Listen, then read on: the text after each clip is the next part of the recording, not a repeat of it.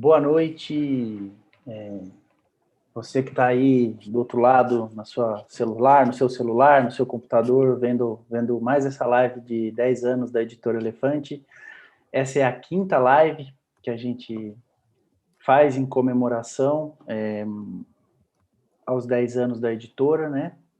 Na verdade, o aniversário mesmo da editora foi ontem, dia 5 de maio. No dia 5 de maio de 2011, a gente estava lançando nosso primeiro livro, ainda sem nem saber que existia uma editora depois disso, era só um livro mesmo. Ninguém pensava em ter uma editora e construir uma editora. Bom, e 10 anos depois estamos aqui, tendo esse prazer no meio de tanta notícia ruim, de poder comemorar, né? Ainda esteja difícil comemorar alguma coisa no Brasil de hoje, no mundo de hoje, né? Brasil que só dá notícia ruim para a gente, notícia triste, mas a gente achou que mesmo em meio à pandemia, em meio a tanta injustiça acontecendo, que valeria a pena a gente marcar a data, né? E acho que o melhor jeito, hoje na quinta live, a gente está bastante convencido disso, que é trazendo as pessoas que ao longo dos anos têm ajudado a construir a editora, né? Porque a editora, apesar de ter uma equipe fixa, muito pequena, ela é feita de muita gente, né? Muitos braços, muita gente que colabora, que divulga, que escreve, enfim.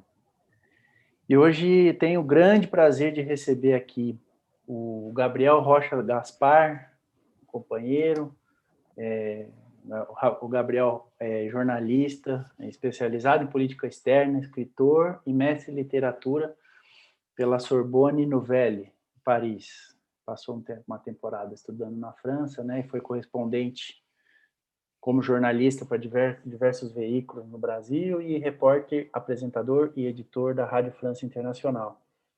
E pela Elefante, além de muitas conversas, muitas cervejas que a gente já tomou para trocar ideia, enfim, textinhos aqui, traduções ali, também coorganizou, né, junto com a Vanessa Oliveira, o livro de Bala em Prosa, Vozes da Resistência ao Genocídio Negro, que a gente lançou bem no comecinho de 2020, motivado por um episódio muito triste que aconteceu em 2019, que foi aquele episódio que o Exército Brasileiro matou 2 pessoas no Rio de Janeiro, né, 2 homens negros no começo falava-se 80 tiros, mas no fim foram 257. Então, bem-vindo, Gabriel, muito obrigado pela presença aqui hoje com a gente. E também estamos com a Mariléia de Almeida, que é um prazer também enorme receber a Mariléia. A Mariléia, ela é professora e doutora em História Cultural pela Unicamp, a Universidade de Campinas, né? Com uma tese que vai ser lançada em livro pela Editora Elefante. Daqui a alguns meses já o livro está no finalzinho da preparação, e o livro vai se chamar Devir Quilomba, Antirracismo, Afeto e Política nas Práticas de Mulheres Quilombolas. E a Mariléia também teve uma temporada de estudos no exterior, né? Fez um doutorado sanduíche na Universidade de Columbia, em Nova York, e também escreveu o prefácio à edição brasileira do livro Erguer a Voz, da Bell Hooks, que a gente lançou em 2019. Obrigado pela presença, viu, Mariléia, também. Muito obrigado. Bom, gente, eu vou começar, enfim, falando de uma situação muito triste que acabou de acontecer, e queria já passar para os comentários iniciais de vocês sobre essa operação policial que aconteceu, da Polícia Civil do Rio de Janeiro, que aconteceu na comunidade de Jacarezinho, e que deixou, pelo menos nas contagens iniciais, 25 pessoas mortas, né, sendo talvez a operação policial única, né, a única operação que mais mortes deixou na história do Rio de Janeiro. Enfim, quem quiser começar esse comentário, fiquem à vontade, talvez, não sei, o Gabriel pode começar por ter organizado o livro lá com a gente, né, Gabriel, de Bala em Prosa, que tem exatamente a ver com esse tema. Se você quiser começar, a palavra é sua, por favor. Cara, primeiramente agradecer pelo convite, agradecer a Elefante, agradecer pelo trabalho que essa editora realiza e pela possibilidade que ela dá a autores como nós, autores negros e tal, que possam publicar e tal. Lembrando do Bala em Prosa, geralmente quando a gente escreve alguma coisa, eu acho que todo mundo que escreve parte de um desejo de que aquele trabalho tenha eco na posteridade, para que ele mantenha sua atualidade com o tempo. O de Bala em Prosa, ele acontece o oposto. A gente queria que ele se tornasse obsoleto quanto antes, que o genocídio fosse uma coisa do passado, ou que pelo menos esse método de genocídio, né, tão sistemático, tão brutal e que acontece sempre nos mesmos territórios, afetando sempre os mesmos corpos, ficasse no passado e que fosse uma marca de memória, uma marca histórica de um momento triste do nosso país. Mas esse livro teima em manter a atualidade dele, né? Toda hora a gente tem um novo episódio que acaba chocando mais pelos números do que pelo modus operandi, porque o modus operandi é o mesmo, né?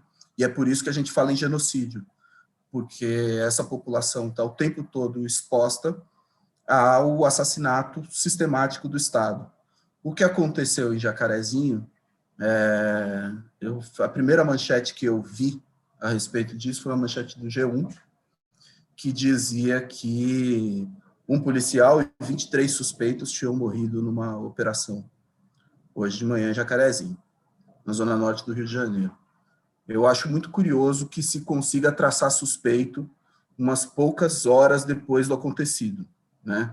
Porque, na verdade, você não sabe quem são essas pessoas, você não tem o nome dessas pessoas, você não tem a atividade dessas pessoas, e você não tem nem um relato dessa operação policial que, irônica e sadicamente, é chamada de exceptis, né? De exceção, em latim. Você não tem nenhum relato dessa operação policial, um mandato dessa operação policial, que justifique você chamar as vítimas de suspeitos. Mas você tem um histórico, né? Porque você é suspeito, não é, na verdade, suspeito de ser criminoso, suspeito de ser bandido. Você é suspeito por ser pobre, você é suspeito por ser negro. Então, você é automaticamente suspeito, você é suspeito de antemão. E eu acho que essa é uma característica de um Estado genocidário também. Eu queria fazer mais um ponto com relação a essa questão, que eu acho que a gente vive um momento, apesar de ser recorrente e tal, não sei o quê, eu acho que a gente tem uma particularidade nesse momento, que não se restringe só ao Brasil, mas que se espalha pela América Latina. Eu acho que o exemplo mais forte que nós temos exatamente acontecendo nesse momento é a questão da Colômbia, né, onde você tem um governo abertamente fascista, um governo herdeiro do uribismo, do Ivan Duque, que tentou passar uma reforma tributária, reforma fiscal, né? Foi recebido com forte protesto da população e principalmente numa cidade muito negra, que é a cidade de Cali, você tem uma repressão brutal e uma repressão completamente ostensiva, com as pessoas sendo executadas à luz do dia, né? As pessoas sendo executadas com a violência brutal, na frente dos outros, na frente das câmeras, num modo muito similar ao que a gente teve hoje em Jacarezinho. E todas as vezes que o fascismo se vê acuado, o fascismo é como um rato, né? Quando você coloca o fascismo no canto, ele reage com a máxima violência.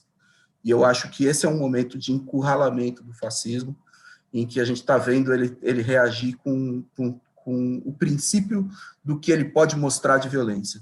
Esse é um momento de ameaça, esse é um momento do que pode vir. A Noite dos Cristais do Quarto Reich latino-americano ainda não aconteceu, mas eu acho que ela já está no radar. Eu acho que esses são os primeiros sintomas.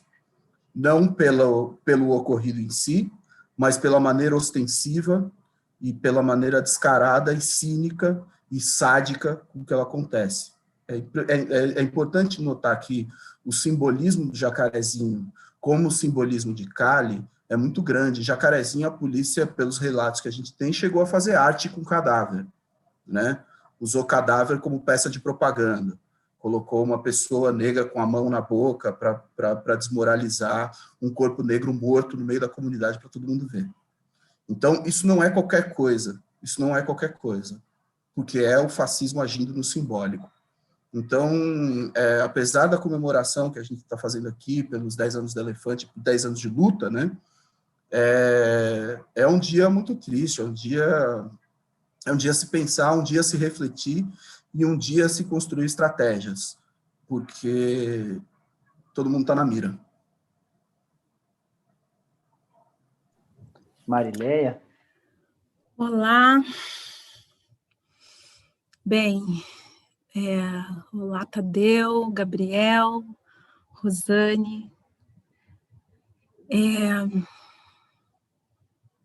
Interessante a palavra exceção, né? Exceção é um estado de exceção que se eterniza nas comunidades negras e pobres. Na verdade, não é um estado de exceção que se eterniza sobre corpos que são produzidos como corpos matáveis, corpos descartáveis. E aí eu fico me perguntando, assim, eu vou num lugar um pouco de uma afecção mesmo, eu não vou nem falar afeto no sentimento, mas no sentido de afecção, né? O que isso me afeta? Você já passou da hora do levante, né? Vamos começar por aí. O levante... Será? Ou aí uma pergunta que agora eu me coloco: já passou da hora? O levante está próximo? Quantos mais vão precisar morrer chacinados? E aí isso, seja na pandemia ou fora da pandemia, como seja durante o pandemônio ou não, estamos em um governo genocida, com descompromisso total com a vida, com cuidado, um Estado miliciano, a gente pode dizer assim, um Estado miliciano, né, com conexões milicianas, e que o modus operandi, né, interessante que a gente pode, da história, a gente pode ver muitas camadas, né, tem a camada do fascismo, Gabriel, mas me veio uma camada, assim, do suplício, né, os modus operandi do suplício, do esquartejamento em praça pública.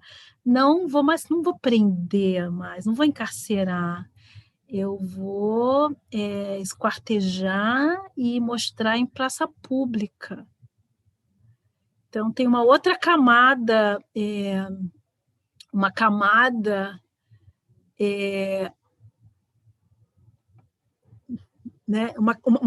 camada aí nessa situação, porque o Brasil ele ensina para o mundo todas as camadas de temporalidade da desgraça, assim, né? O Brasil tem o Brasil, a gente tem isso, né? Porque como a gente não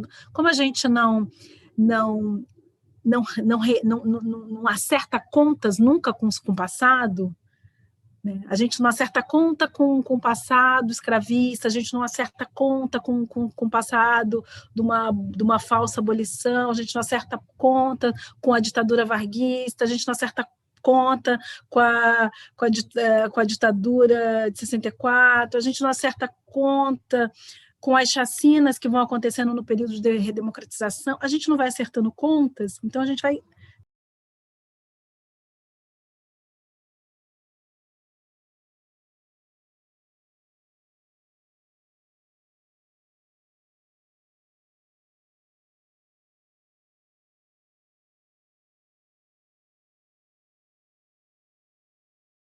É um ressentimento, que é um sentir de novo. Eu já senti isso aqui. Carandiru, já senti isso aqui, Massacre da Candelária, eu já senti isso, estou sentindo de novo. O meu afeto e meu sentimento é quando começa o levante?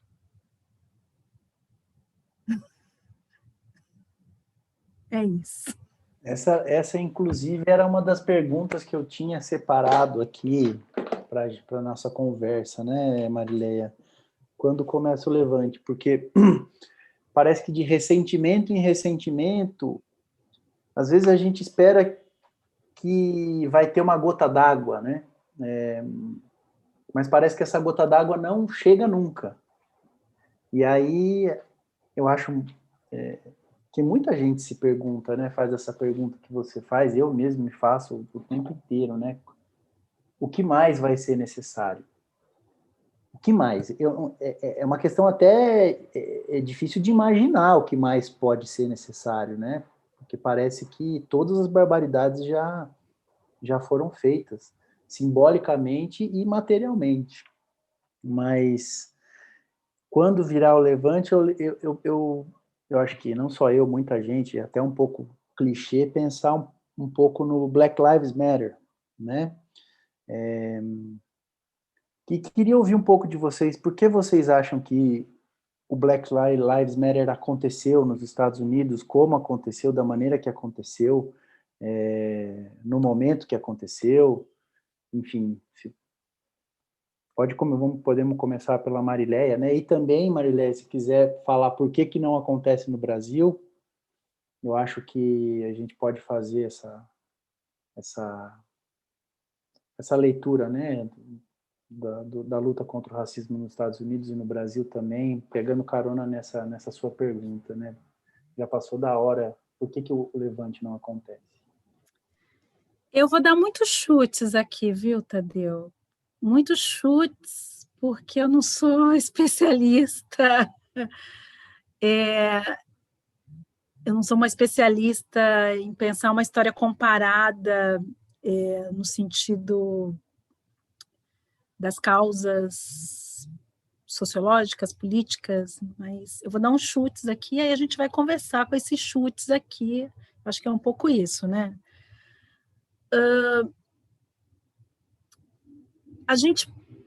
Então, mas antes um pouco dos chutes, eu queria um pouco pensar nas diferenças, né? Um pouco pensar que na população negra nos Estados Unidos é 13%, né? Vamos pensar eu não sei a resposta, vou dando chute, vou tentando aqui, não tem junto com vocês pensar. Então, vamos pensar, né, Gabriel? A população negra nos Estados Unidos é 13%.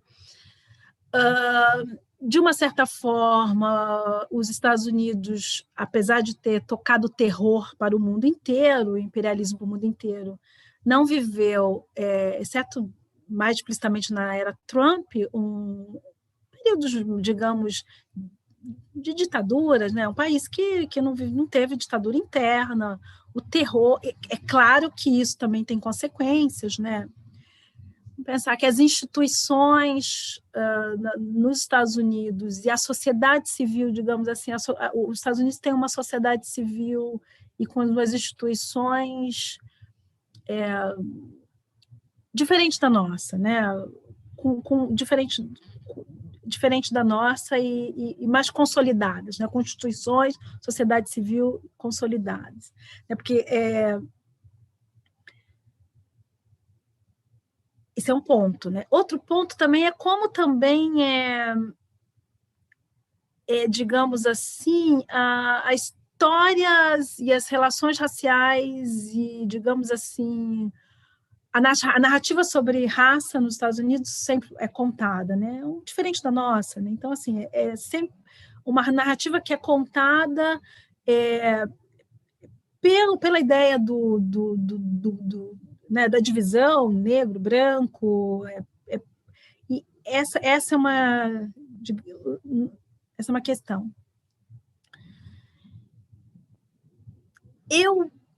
O meu primeiro chute é que as condições para o Black Lives Matter acontecer e as condições para o levante do ano passado nos Estados Unidos tinham condições mais favoráveis do que o nosso, nesse sentido.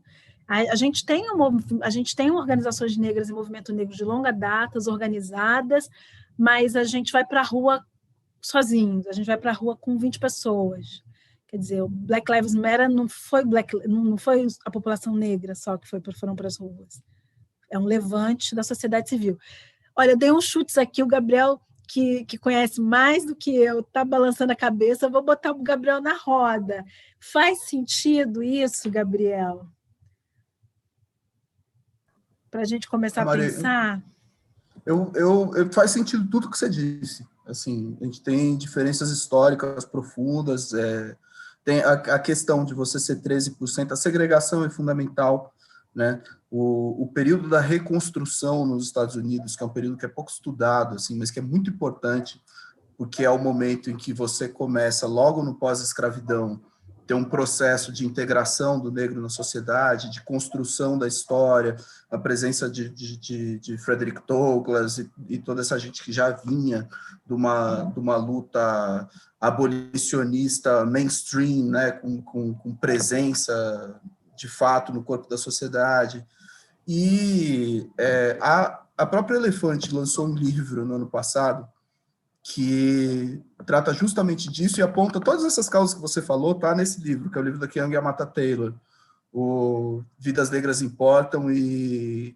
Como foi o nome que vocês deram? Estou com o nome em inglês na cabeça. Vidas Negras Importam e Libertação Negra, é isso? Exato. Ó, fui bem.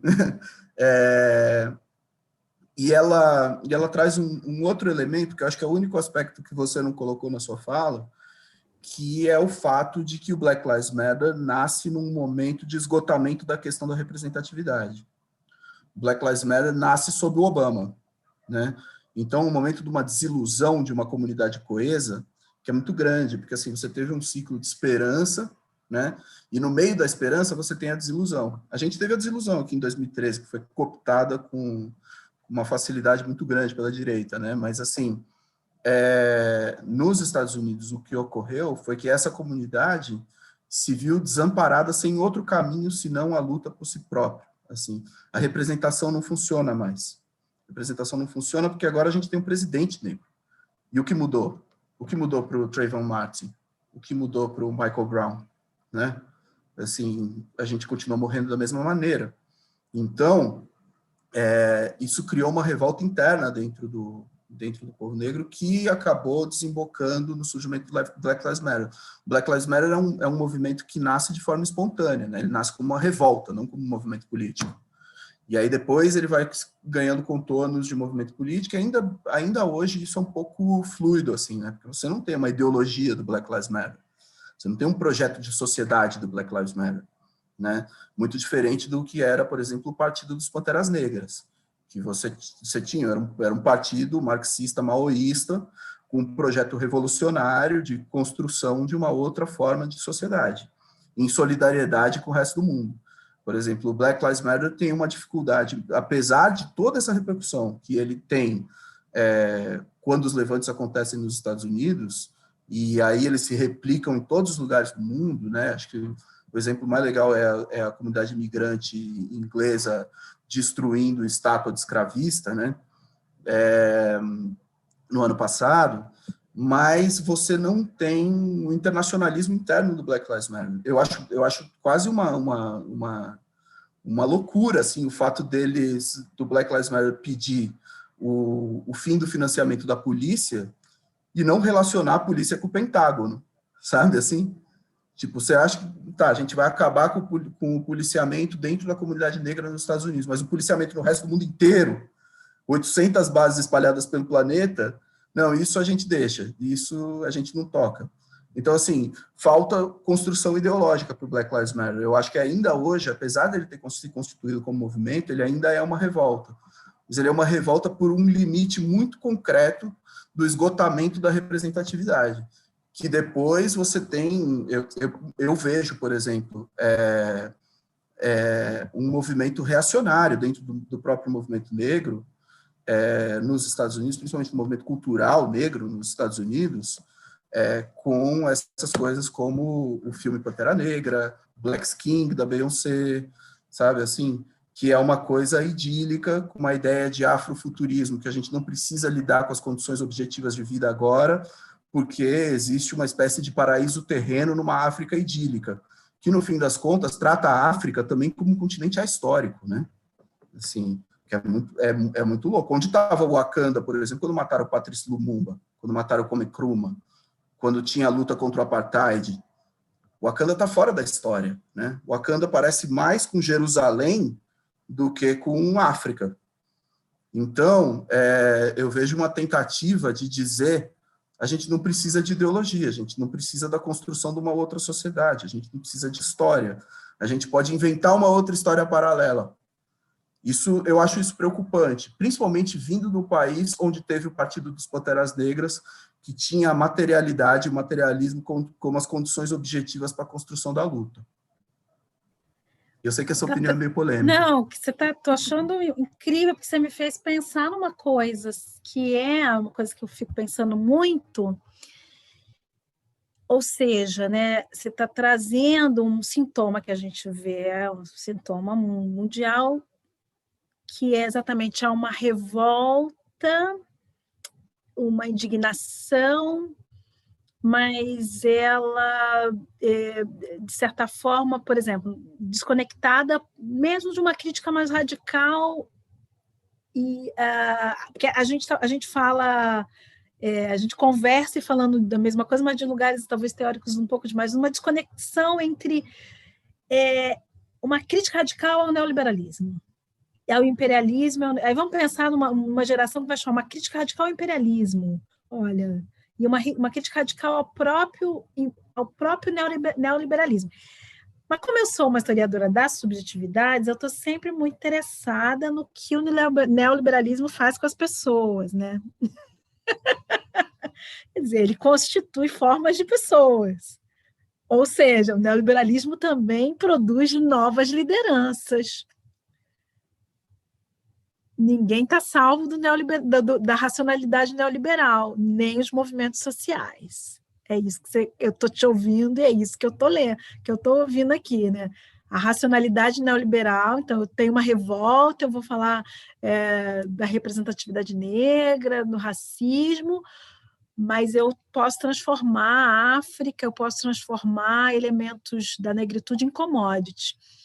Mas isso, veja bem, mas isso, estou usando, mas transforma em commodity, mercadoria, mas isso faz bem para a autoestima das pessoas. Então, essas ideias aí, para usar uma autora que a Elefante publica bastante, que é a Bell Hooks, que é extremamente crítica, né, ao imperialismo, ela vai tratar disso, do ponto de vista cultural, exatamente o que você colocou, né?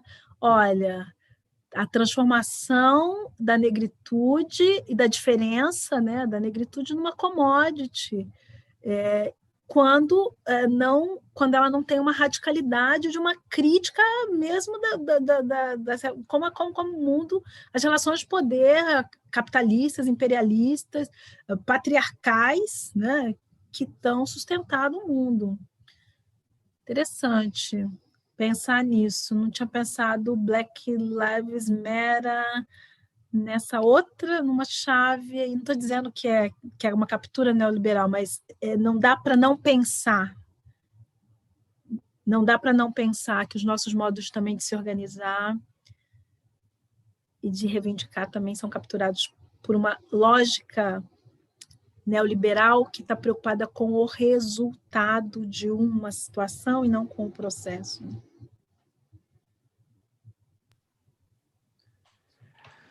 Eu queria juntar um pouco essas duas, o que eu vi da fala central, né, do ponto central da fala do Gabriel e da Marileia.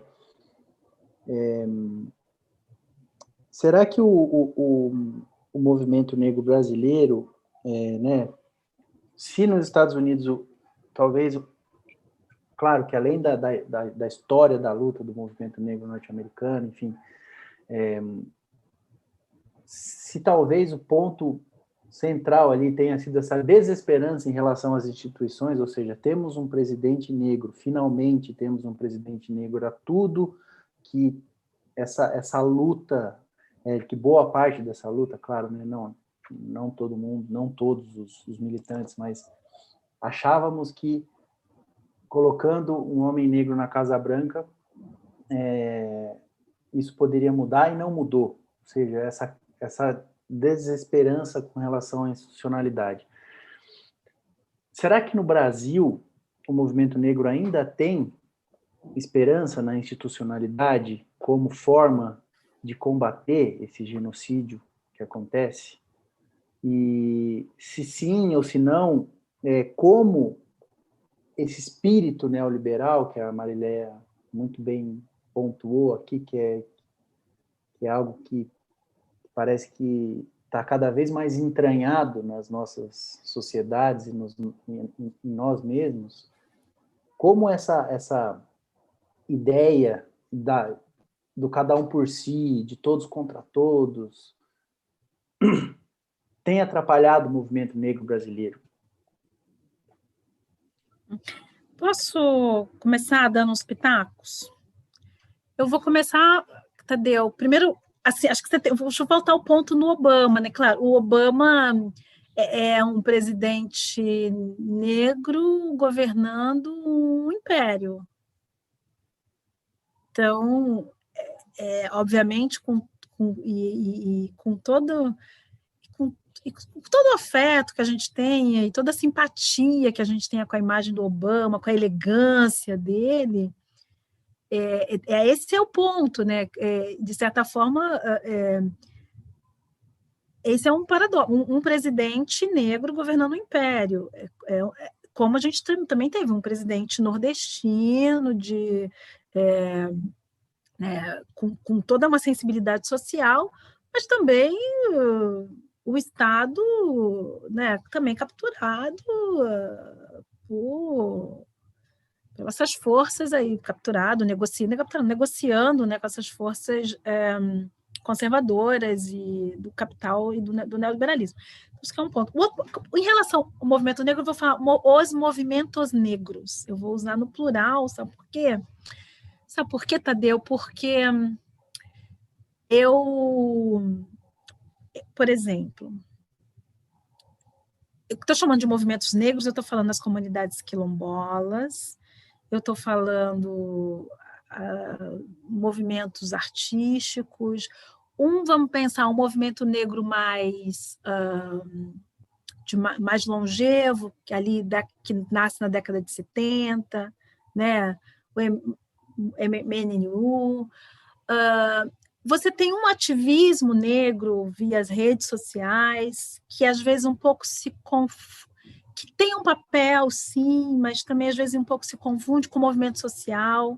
Você tem um movimento negro muito ligado a cursinhos populares, ligado à educação. Isso é uma outra camada de movimento negro. Então, assim, poderia dizer que muitas camadas de movimento. Então, quando você me faz essa pergunta, sim, um núcleo desses movimentos negros que vão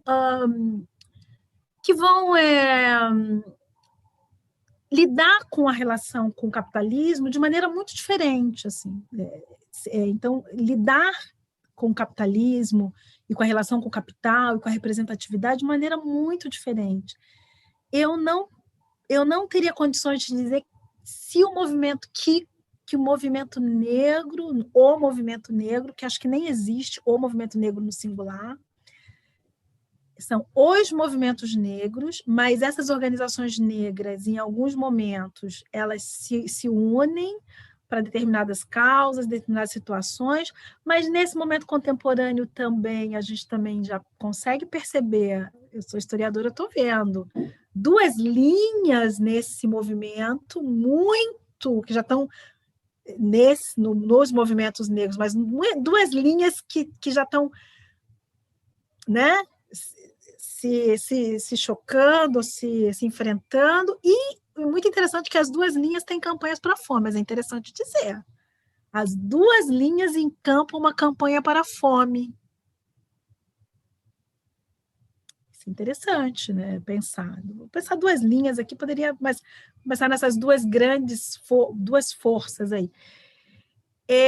Eu não sei se nesse sentido não teria como te responder se esse movimento está em crise com a representação, porque aí você vai dizer o seguinte: um campo do movimento negro que vai radicalizar a ideia da articulação radical entre capitalismo, raça e classe, eu vou te dizer isso, e é desse campo que eu estou falando, eu digo assim, olha, eu quero sim que nós estejamos nos lugares, mais pessoas negras, mais parlamentares, sim, mas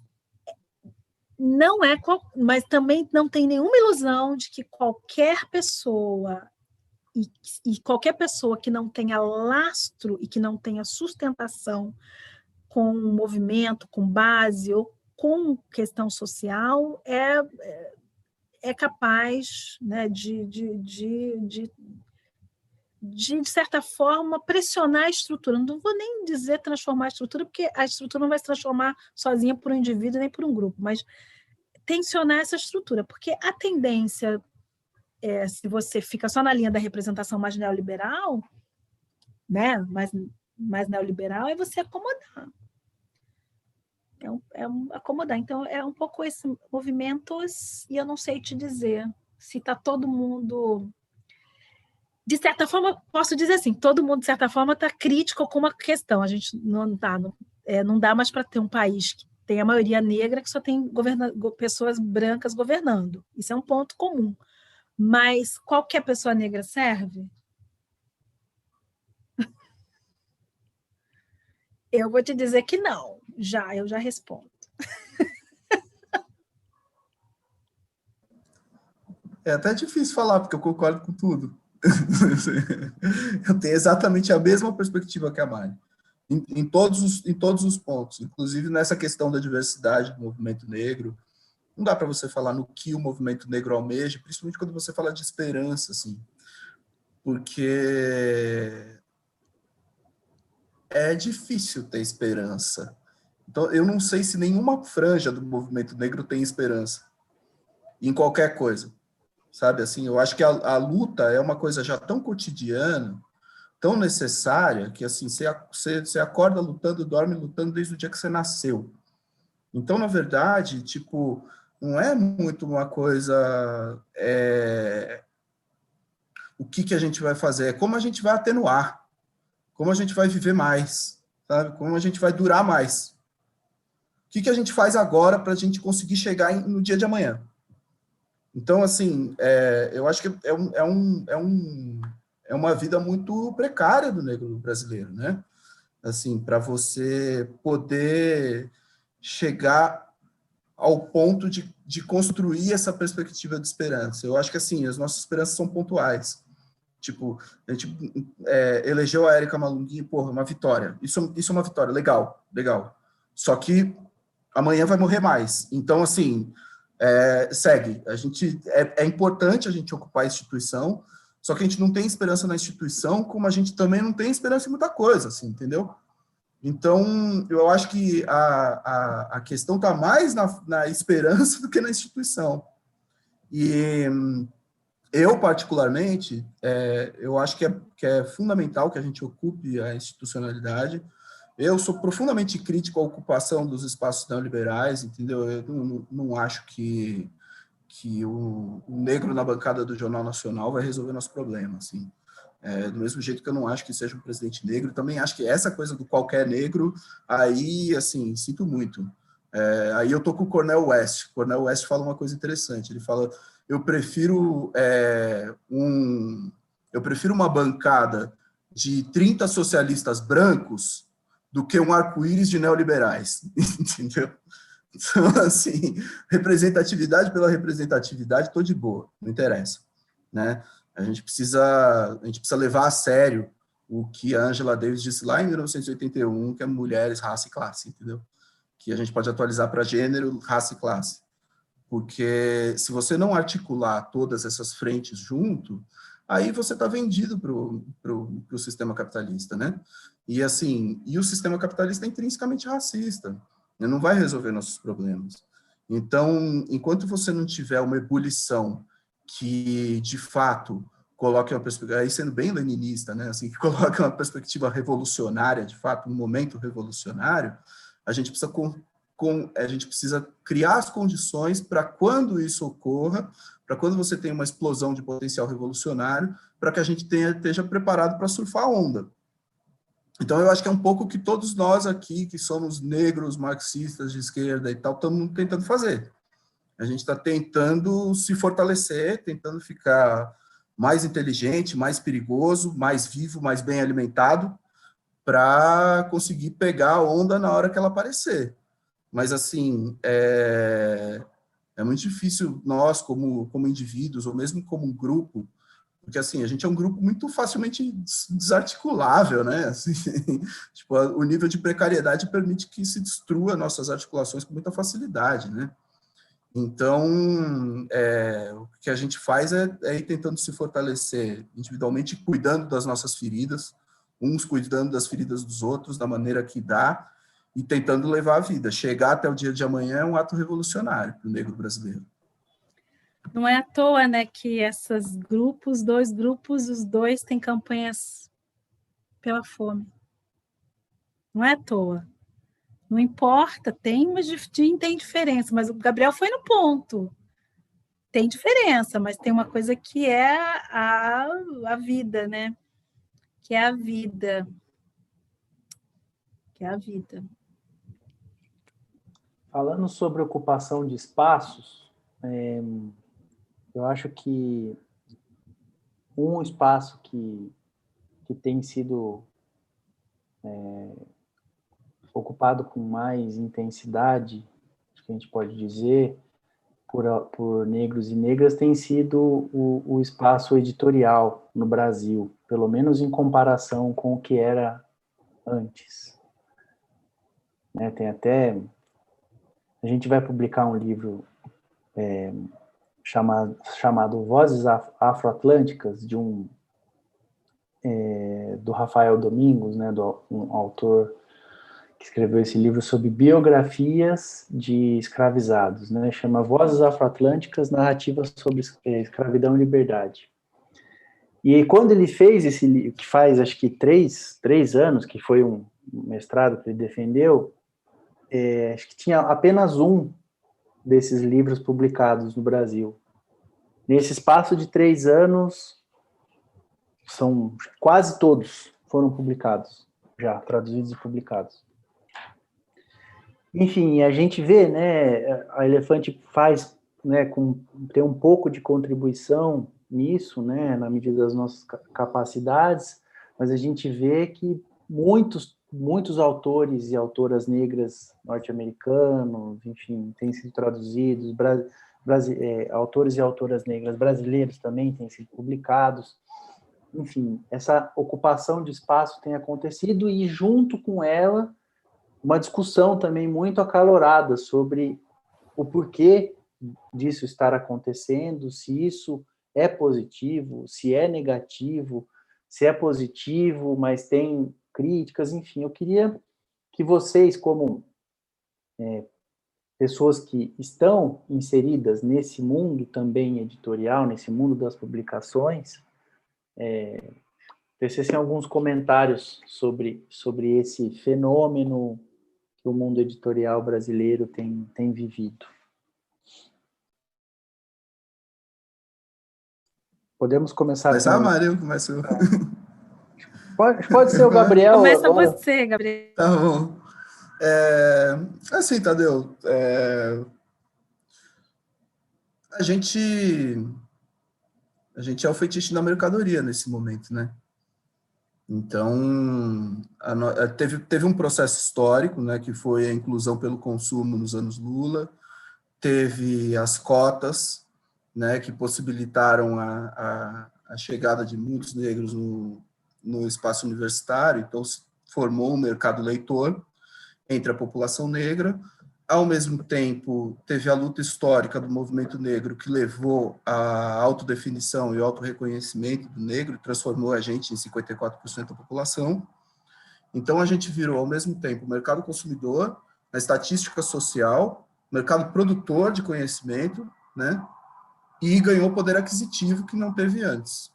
Então, assim, você teve 4 fatores que, na verdade, são, desses 4, só um é endógeno.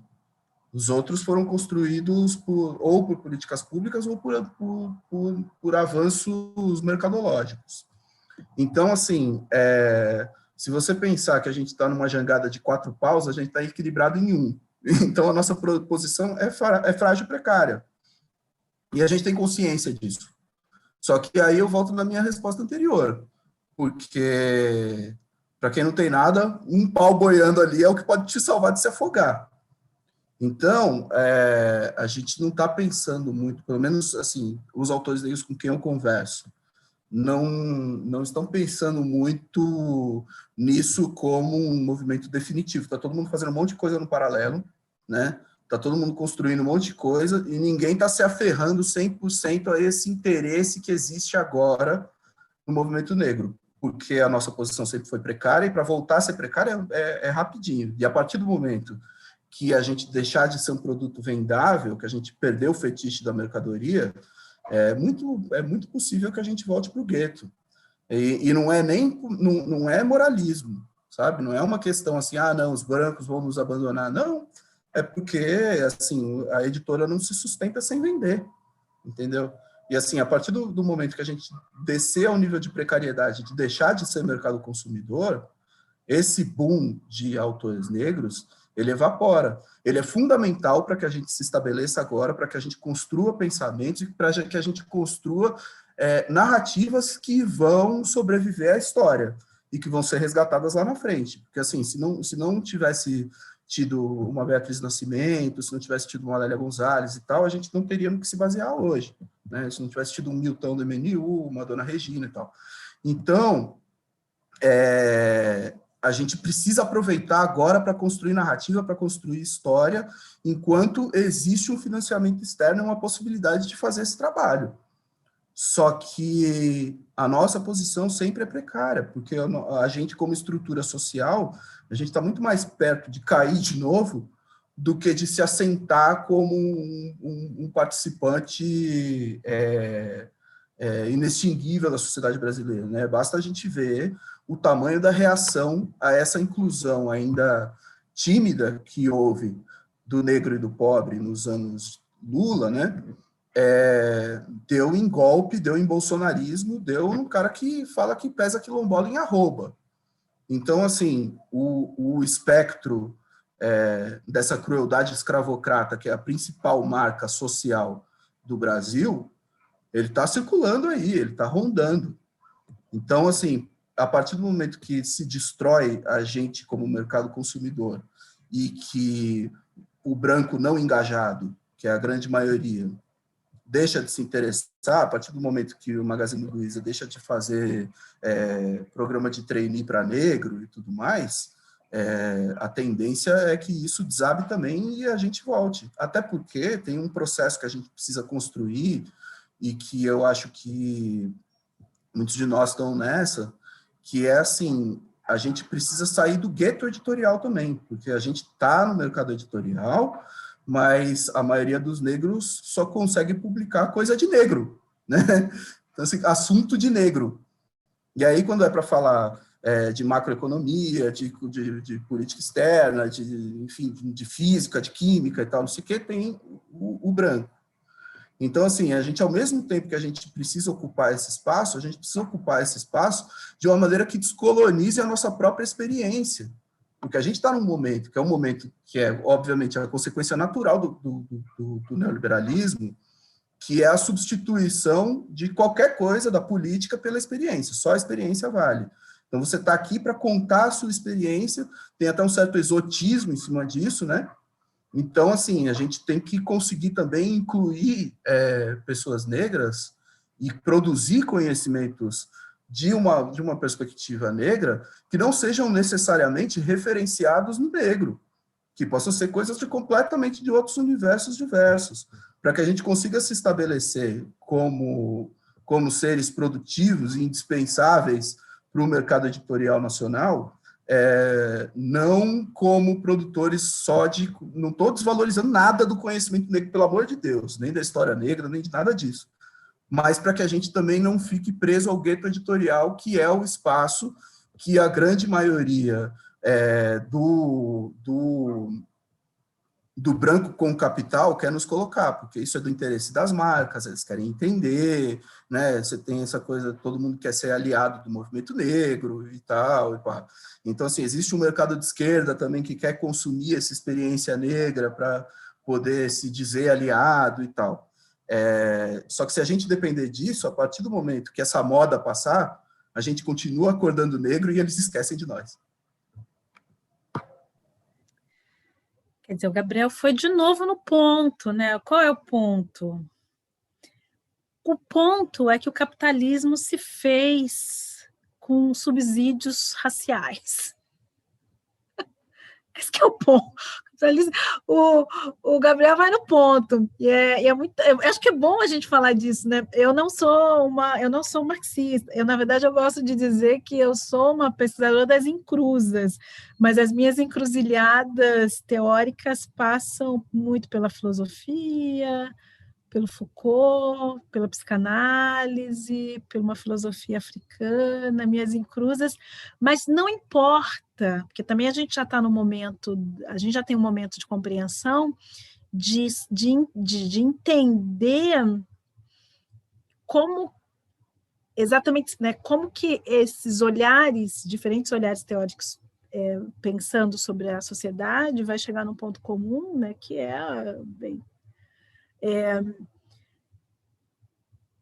então, Gabriel foi no ponto. O capitalismo não se fez e não se continua se fazendo usando subsídios raciais. Tanto para produzir mão de obra desqualificada, como produzir os intelectuais, quem são os corpos que são intelectuais, que vão produzir, quem não vai ler.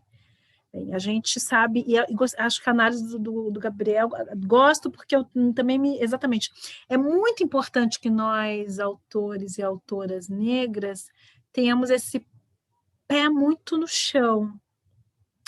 E esse pé no chão não tem nada a ver com a qualidade daquilo que a gente escreve ou produz, né? Porque no capitalismo, para o bem ou para o mal, qualquer coisa pode virar uma mercadoria, pode virar um fetiche, pode vender, pode não vender. Não é disso, né, que se trata, né? Qualquer coisa, né? A depender.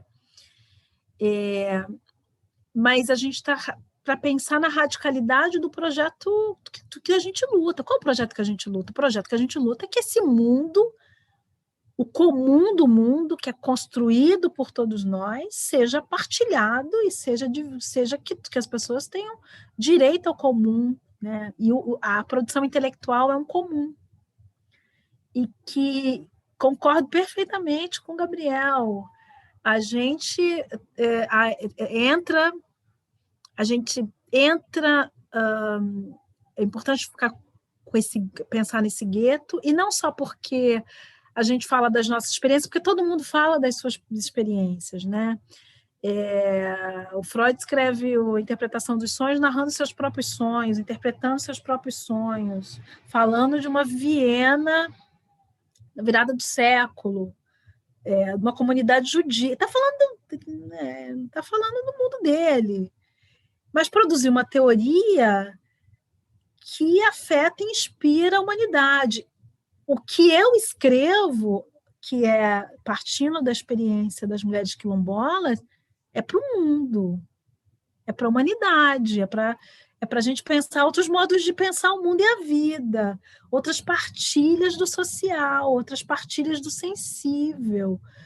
Então, os conceitos que nascem e que brotam da análise dessas experiências, que são mulheres negras quilombolas, elas não estão restritas às mulheres negras, elas servem para qualquer pessoa que está interessada em transformar, pensar de outra maneira, transformar o seu sensível, repensar na relação entre política e afeto, pensar de que maneira o seu corpo ele está ali, ele está no mundo e ele é afetado pelo mundo e o mundo é lido, enfim. Então, para colocar isso, obviamente, o Gabriel já colocou todos os pontos, acho muito importante.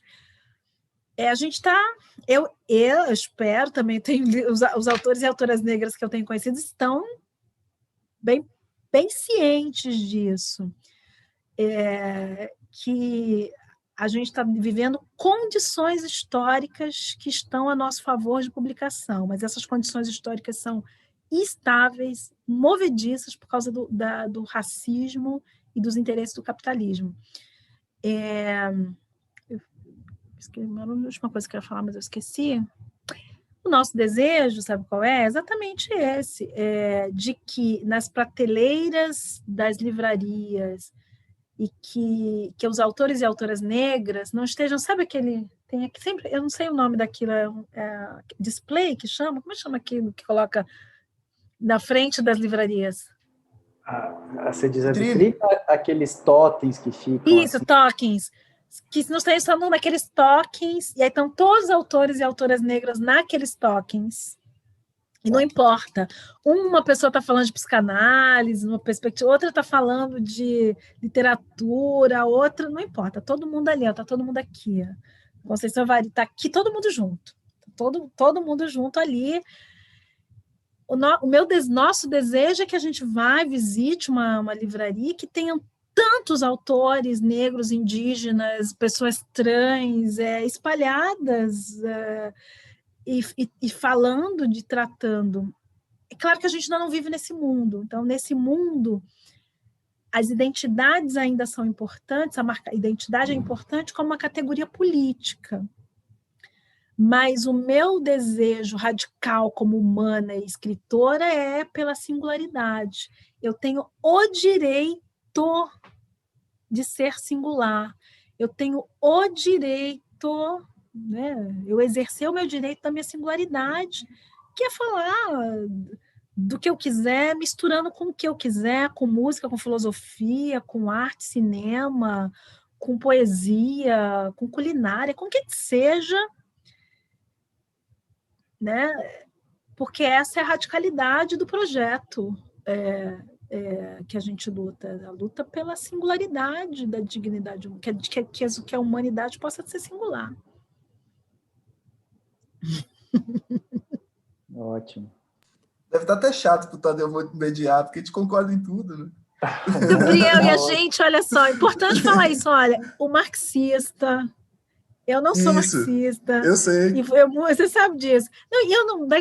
Na verdade, de formação como história, minha formação é marxista, né? Minhas primeiras formações, assim, muito Gramsci. Mas em algum momento eu comecei a ler muito mais Foucault do que filosofia, do que os marxistas. Mas não é esse o ponto, né? Porque também a gente já saiu desse lugar, graças às deusas, que esse lugar... Tinha um lugar assim no passado, assim, esse ecletismo, né?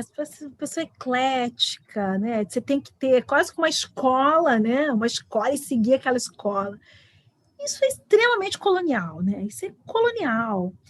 Eu tenho um problema, tenho uma questão para resolver. Né? Eu tenho um problema para resolver. E se esse problema me levar para estudar Marx, eu vou estudar Marx. Se é para estudar filosofia africana, eu vou estudar filosofia africana. Se é para estudar os feminismos, eu vou estudar. Se é para estudar literatura, eu vou ler. Se é para estudar psicanálise, é o problema que me leva. Porque aí, Tadeu, botando você na roda, que é o editor dos livros, essa é a magia dos livros, né? Porque o livro, ele para usar essa expressão que o Foucault usa, que é as heterotopias. Utopia é essa ideia de que você vai construir no futuro, né? Heterotopia no aqui e agora. E uma das imagens que o Foucault usa para a heterotopia é a biblioteca. Porque, veja bem, eu abri um livro aqui, olha só, Prazeres da Noite, da Margarete Rago. Vou assim, fechei. Tô lá no Brasil República. De repente, peguei outra coisa, Becos da Memória, da Conceição Evaristo, outra coisa. Olha quanto mundo! Aí, eu tô pegando aqui, ó, gente, não tô nem olhando, porque tem muita coisa do feminismo aqui na minha frente, né? Eu tô mudando de casa, meus livros estão tudo em Aí caixa. você abre outra coisa, tá lá o enxuzilhar Então, olha, os livros têm a leitura tem essa potência mágica de trazer mundos e possibilidades para a gente. Não vão. Já basta o racismo, não vão me enquadrar e não vão cercear a minha singularidade. Eu leio o que eu quiser, eu estudo o que eu quiser.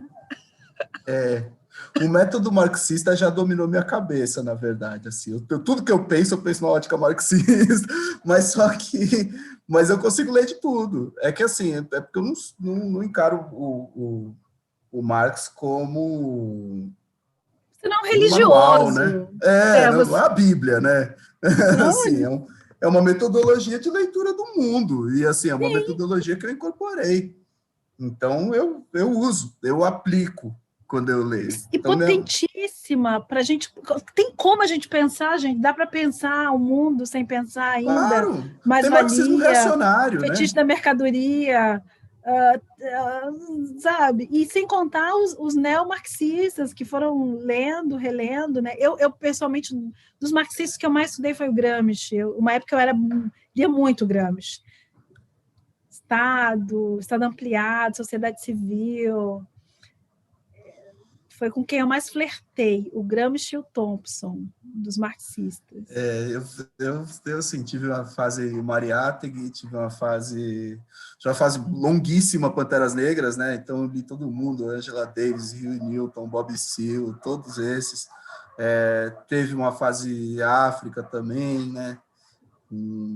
Desde o Mandela até Kwame Nkrumah, Samora Machel e tal. O marxismo revolucionário. Na verdade, o que orientou meu caminho do marxismo foi o Partido dos Panteras Negras mesmo. E aí, a partir daí, eu comecei a ler os caras que eles liam. Inclusive, tive um caminho inverso muito doido, porque eu fui ler o Marighella, porque ele era citado pelo Huey Newton. Então, assim, a contramão total. Mas já virou um método de leitura do mundo, né? Para mim, assim, é um método de leitura do mundo.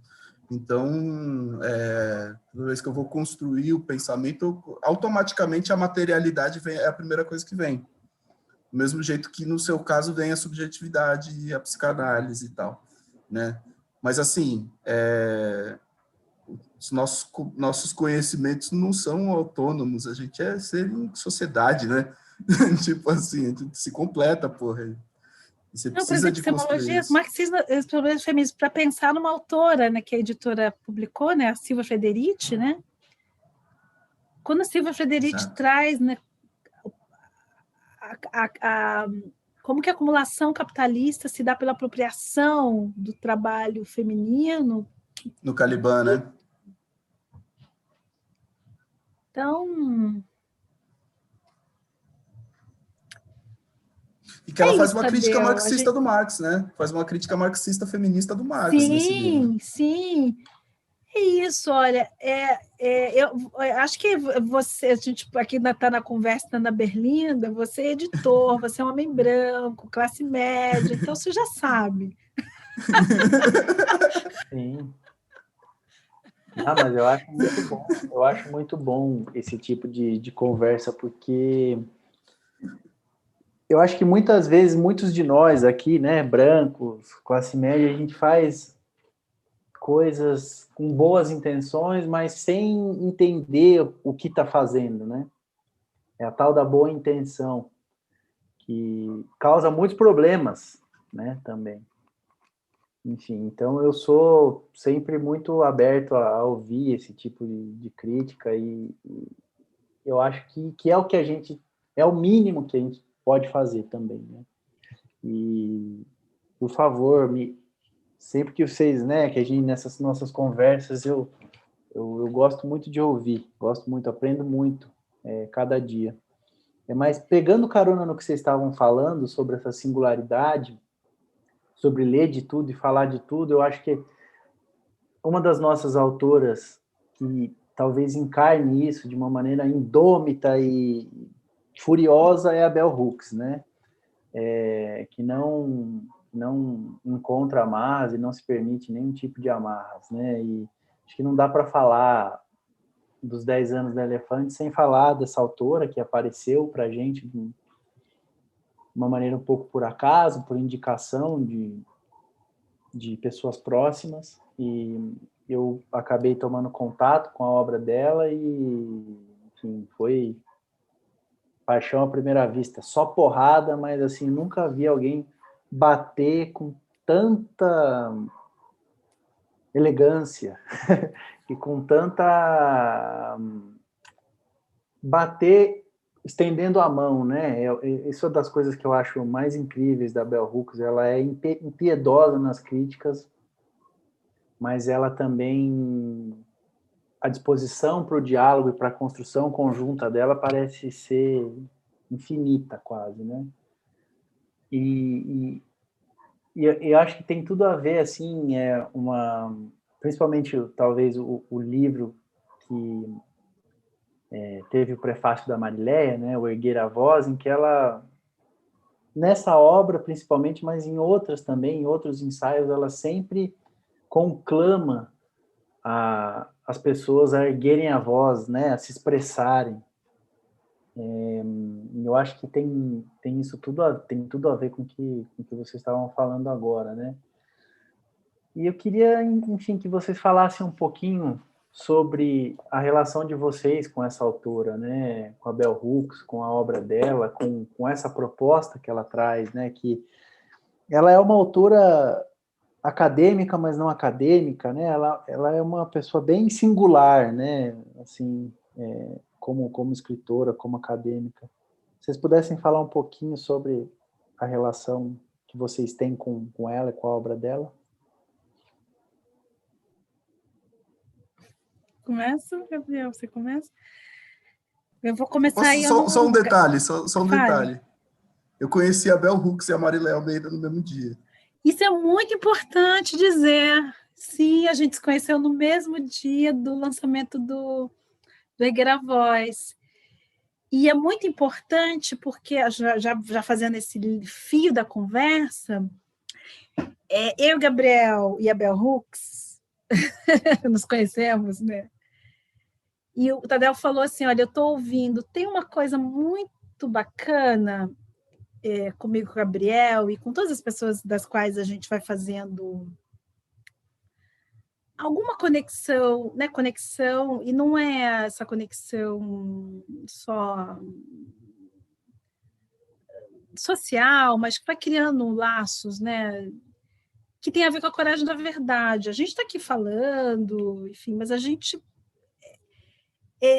a Bell Hooks, ela tem uma singularidade, Tadeu, que acho que, sobretudo, a gente está vivendo, né?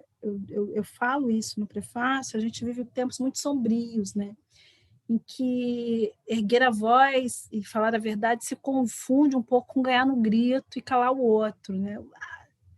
E aí isso desde desse movimento aí capitaneado, né, por o despresidente, né, por o nosso desgoverno e seus seguidores, que aí é mais claro e explícito, mas também por setores que até se consideram progressistas.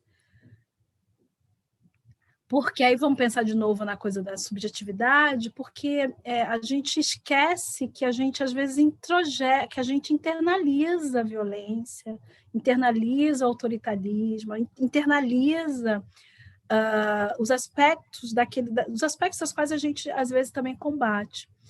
E a Bell Hooks, ela é uma autora difícil, porque o erguer a voz da Bell Hooks não é só dizer para você, homem branco, o que você tem que fazer. Mas é para também eu, mulher negra, pensar o que me seduz da sua branquitude, que eu quero, inclusive, reproduzir nos meus modos de existência. Aí da branquitude, você entende que eu não estou falando da branquitude como um sistema de poder e de... Né? O que seduz, o que eu quero? Eu quero poder, eu quero carro, eu quero representação, eu quero jantar no fazano, eu quero... eu quero... O que me seduz? Então, ela é uma autora que ela é importantíssima porque ela vai fazer a crítica às estruturas o tempo inteiro, mas ela vai, no tempo todo, fazer com que a gente pense, faça uma dobra ética sobre nós mesmos, que a gente preste atenção dos nossos afetos, que a gente preste atenção, porque quando a gente não presta atenção nisso, a nossa tendência é fazer um aspecto, né, transferencial, né, o que é nosso, transferir tudo para o outro. E aí você vai criando inimigos, né? Inimigos abstratos e inimigos também abstratos, desencarnados. A gente luta, eu luto, todo mundo aqui luta, eu luto contra o racismo, contra o patriarcado, a branquitude como sistema de poder, mas se a gente não puder construir pontes, mas aí vamos voltar na Bell Hooks. Só dá para construir pontes se a gente puder ter falas francas e honestas, assim, iguais essa a gente está tendo aqui. Senão, não dá para fazer... Né? Senão, não dá para construir ponte passando pano, só com papo reto. Não dá para construir ponte passando pano. Tem que mandar no papo reto, né, Gabriel? Passei a bola. Papo reto e no afeto. Não, eu concordo. Assim, eu acho foda da Bell Hooks, porque ela trabalha numa chave que é ao mesmo tempo da força e da fragilidade, né? Ela não tem medo da fragilidade. Eu acho que isso é tão importante para a gente, assim, porque o negro, quando ele muda de espaço, né? Você tem que ter uma carapuça para qualquer negro, mas para mulher negra mais ainda, né? Você tem que montar uma carapaça assim que nada ultrapassa. Você tem que ser de aço. Só que a Bell Hooks tem a condição de expor a força dentro da fragilidade. E eu acho que ela faz isso com uma coragem tão grande, porque começa para mim, começa essa exposição da fragilidade no ato de escrever em primeira pessoa, que eu acho assim uma coragem enorme nesse mundo da construção do conhecimento acadêmico. E é uma autora densa do ponto de vista teórico também, né? Não é um anedotário, né, da vida de alguém. Então, para mim, essa construção, que é ao mesmo tempo singular e social que ela faz, é uma espécie de remédio contra a criação de bode expiatório. Eu acho que nem tanto do inimigo, eu acho que eu não estou... esse é um ponto que eu não concordo 100% com a Marilé, porque eu acho que não é que ela evita a construção de inimigo, porque eu acho que o inimigo é importante também. É bom que a gente saiba escolher nosso inimigo antes que ele nos escolha, né? Que eu acho que foi o grande erro de 2013. A esquerda não soube escolher o inimigo antes de ser escolhida pelo inimigo. Mas eu acho que o que ela freia é justamente a construção do bode expiatório, que aí que é problemático, né? Você encontrar alguém, uma figura fantasmagórica, seja do branco, seja o fascista está fora do jogo, mas assim, você criar um branco imaginário onde você deposite a sua frustração, né? Sem antes compreender sua própria frustração. Então, eu acho que ela tem uma escrita de cura que, a partir da própria experiência dela, ela consegue universalizar, não só para qualquer pessoa negra, mas para qualquer pessoa. porque é uma autora profundamente humanista, assim. Essa é a minha impressão da Bell Hooks, mas a especialista é a Mari, né? Eu acho que a Marileia caiu, né? A imagem dela sumiu. Enfim, vamos ver se ela volta, e já se encaminhando para o final. Voltou. Olha ela aí. Desculpa, eu jurava que estava carregando, aí aquela mensagenzinha, sua bateria está acabando. Como assim? Olha, Tadeu, não tem bastidor, né? Tá vendo? A pessoa traz o bastidor. Não tem bastidor. Já que a gente está falando da Bell Hooks, tá tudo exposto. Tranquilo. Tá tudo exposto. E aí, enfim, resolvido aqui. Tá. Então, gente... Eu gosto muito, só para fazer um comentário, acho que o Gabriel traz um ponto lindo, assim, isso. Não ter medo da fragilidade, né? Porque de novo, falar da singularidade das mulheres, das pessoas, mas sobretudo das mulheres negras, né? Porque essa ideia da força e dessa performatividade, e daí tem duas coisas, né? Da força e dessa ideia de que o fato do racismo, sexismo e as questões de classes incidirem sobre nós de uma maneira violenta, também dá a falsa ideia de que a gente vai se constituindo como pessoas sem contradições, como se esse sofrimento nos tornasse mais sábias, mais... A gente até brincou isso, um oráculo quase da sociedade. Não, mas ela expõe as contradições dela, os sentimentos, as dores. Isso é potente. A leitura dos livros dela realmente é impressionante. Cada livro pega fundo, assim. A gente ainda vai publicar vários livros dela, felizmente. Se tudo der certo, mais 2 esse ano. Mas falando em livros e pegando os últimos minutinhos que a gente tem nessa transmissão, eu queria que vocês falassem de maneira breve, porque temos pouco tempo, temos aí 9 minutos, dos livros que vocês, né, que vocês fizeram ou vão fazer aqui com a Elefante, né? O Gabriel falasse um pouco de Bala em Prosa e a Marileia um pouco do Devir Quilomba.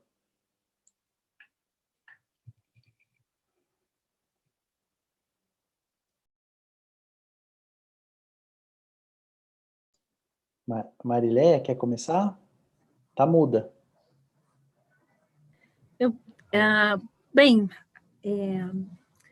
Devir Quilomba na verdade, é a minha tese, né? É uma versão da minha tese, mas é importante dizer que é uma versão da tese, mas ela é uma pesquisa que começou em 2007. Na verdade, a minha tese é um desdobramento de uma pesquisa que começa em 2007, quando eu comecei a pesquisar sobre comunidades quilombolas no Rio de Janeiro. Então, só para a gente rapidinho aqui, mas por que Devir Quilomba, né? O título original da tese era Território de Afetos, Práticas Femininas nos Quilombos do Rio de Janeiro. Território de Afetos é um conceito que está no livro, mas quando terminou, e é bom falar disso, conversando com o Tadeu, numa conversa sobre isso, 2018, né, Tadeu? 2018. Lá tomando um café com o Tadeu, e eu conversando, eu falei assim, mas interessante, porque que, na verdade, o que o livro está propondo é um dever político. O livro propõe um dever político. E que devir é esse? Né?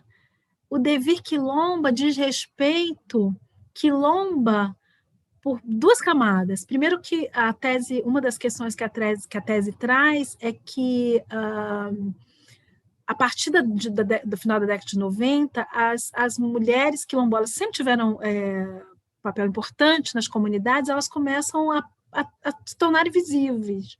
Estou falando de mulheres se tornarem visíveis. E quais são as condições históricas das mulheres se tornarem visíveis? Tem a ver com o feminismo, tem a ver com o feminismo que coloca o feminino num determinado lugar. Quer dizer, se há 10 anos, há uns 15 anos atrás, quando você falava de quilombo, você falava de quê? Zumbi, ganga zumba. De repente, não, você tem que falar da Cotirene, você tem que falar de Dandara, né? Porque isso tem a ver com as epistemologias feministas. Isso é num ponto de vista mais histórico, o devir quilomba por isso. Mas o devir quilomba, do ponto de vista ético-político, diz respeito de que essas práticas políticas das quais eu acompanhei, elas estão propondo um modus de vida que é feminino que nos confunde com mulher. É feminino porque a ética do cuidado, o cuidado de si, o cuidado do outro, o cuidado com o território, está posto, né? Feminino nesse sentido, e, ao mesmo tempo, são práticas que são antirracistas, radicalmente também, que se contrapõem aos modos de subjetividade neoliberais, individualistas, porque diz respeito de práticas femininas comunitárias que estão assentadas num comum, na relação delas com o corpo e com o território. Vou falar mais rapidamente assim. E esse é o projeto do Devir. E o nome nasceu nessa conversa com café em 2018 com o Tadeu. Quando eu ouvi esse nome, eu achei... Aí teve o trabalho, né, nasce o nome, agora pensando, mas isso é um conceito, né? Isso é um conceito. Sim. Vocês vão conferir aí ainda esse ano pelo Elefante. Tô louco para pegar minha edição autografada, hein? Essa aí eu não perco, não. Bom, De Bala em Prosa, um livro que saiu em 2019, como eu comecei falando, é um livro que a gente queria que ficasse obsoleto. É uma coleção de textos de autores que nunca tinham publicado, que foi e é distribuído gratuitamente. Quem entrar no site do Elefante pode baixar o livro em PDF, que foi um projeto para justamente erguer a voz, né? E foi muito louco, porque os textos chegaram, a gente começou a fazer a curadoria dos textos, eu e a Vanessa Oliveira, que inclusive a Vanessa Oliveira vai lançar um livro interessantíssimo pelo Elefante em breve, aí, sobre a chegada do Google em Cuba, né, e os impactos de ter o Google numa sociedade comunista.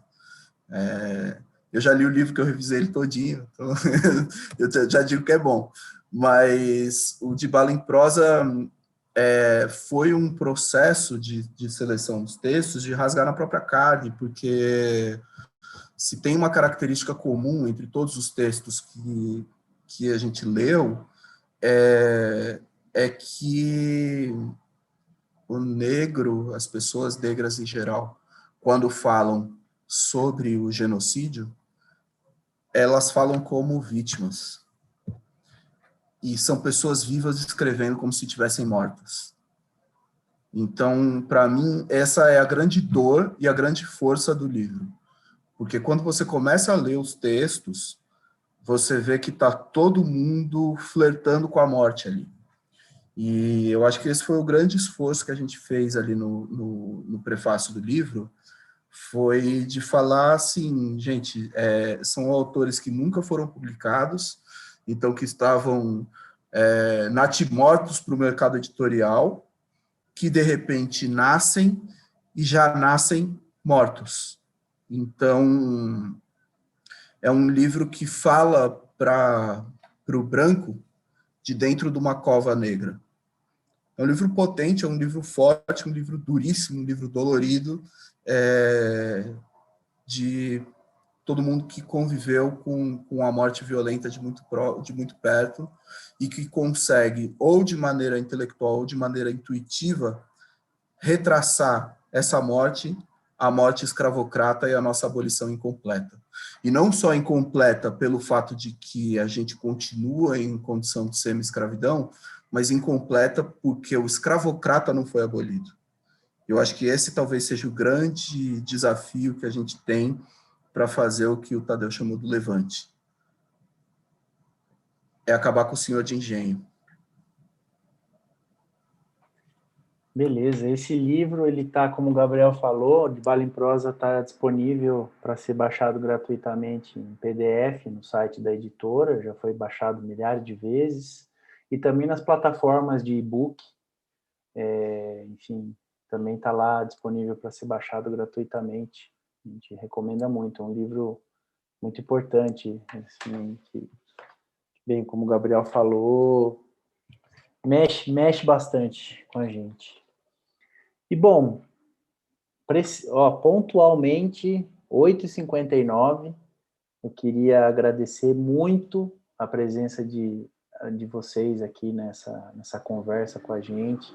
Muito obrigado, Gabriel. Muito obrigado, Marilé. Acho que esse bate-papo foi incrível.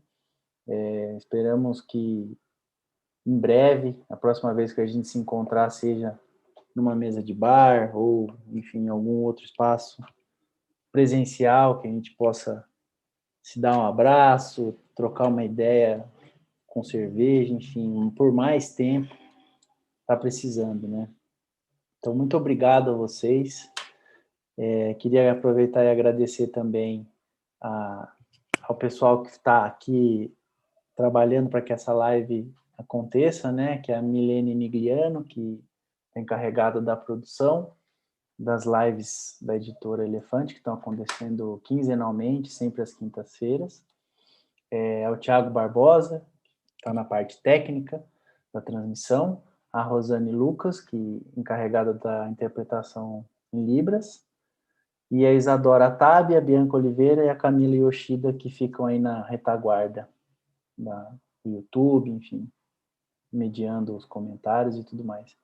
Então, gente, muito obrigado e boa noite para vocês e até a próxima live, que já está marcada, né? Já está marcada, vai ser no dia 20 de maio, e a gente vai conversar com o Rob Wallace, que é autor de Pandemia e Agronegócio, e a Raquel Pache, que é autora do Guia Rússia para o Turismo do Colapso. A gente vai falar principalmente sobre pandemia, sobre agronegócio, sobre como a maneira como nós estamos cultivando nossos alimentos, ou alimentos, está, enfim, destruindo o meio ambiente, provocando essas epidemias, né, que a gente está padecendo.